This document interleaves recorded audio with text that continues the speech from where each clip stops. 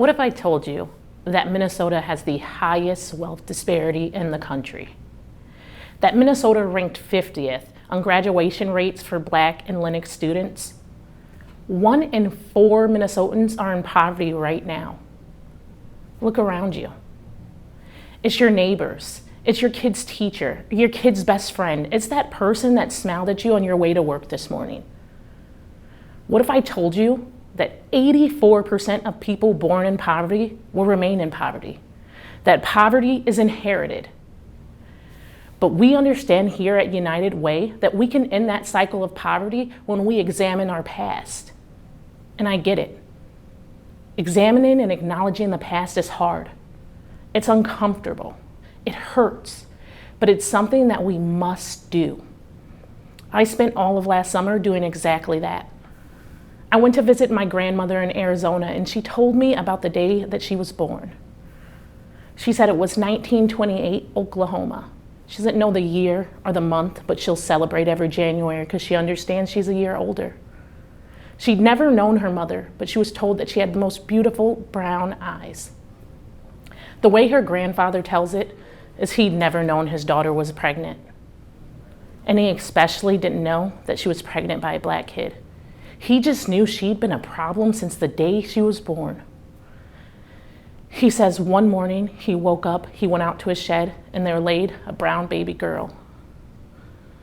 And because his heart was so full of hatred, she was raised with that hate, with that mindset. And so she grew up hungry, mentally, physically, and sexually abused. Now, just shy of 18, she ended up having my mother. And she tells me that she remembers this day vividly because the doctor placed my mother in her arms, she looked into her eyes, and she saw herself. And she hated herself. She'd never been told that she was loved. She was told that she was less than human. So how could she be expected to love this beautiful baby girl in her arms? And so my mother grew up mentally, physically, and sexually abused. So much so that she decided to run away. She ran away with nothing, no support, no money, no place to stay. That was until she met a man. Now in that time she had me. And she says that she remembers this day vividly because the doctor handed me to her. She looked into my eyes and she saw herself. And because she'd never been loved or taught how to love, she thought, how can I love this beautiful baby in my arms? And so I grew up mentally, physically, and sexually abused. But unlike my mother, I met changemakers throughout my life who truly wanted to help me. They told me that I was something, that I deserved more, that I deserved something out of life. I was introduced to programs like Genesis Works, who helps disadvantaged youth finish high school and then college.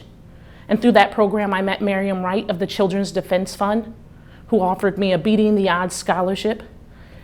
Both these programs were funded by the United Way. Both these programs afforded me the right to break free of poverty, to break generational curses.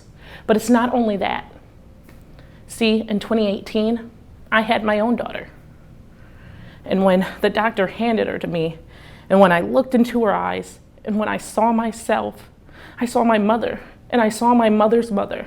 And I sat there holding this beautiful baby girl, and I wondered, what if changemakers had been a part of their life? What if someone had told them that they were special, that they were loved, that they deserved more? Would they have been able to break free of poverty, to break these generational curses? Would they have been able to look into their beautiful baby's eyes and see nothing but love in a world of possibility? You see, when you donate to United Way in these programs, you create a ripple effect in which we all succeed. Not just this generation, but future generations and past generations. It's our social responsibility to make sure that the members of our community have the tools and resources it takes to succeed.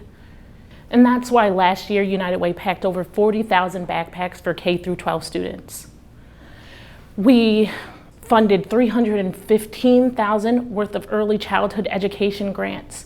We launched a program outside of the National Suicide Hotline where the youngest caller was just 8 years old. We understand that we must unite changemakers now because the time for change is now. You see, we all have the ability to be changemakers. You know, we always learn about these revolutionists through history, these change makers.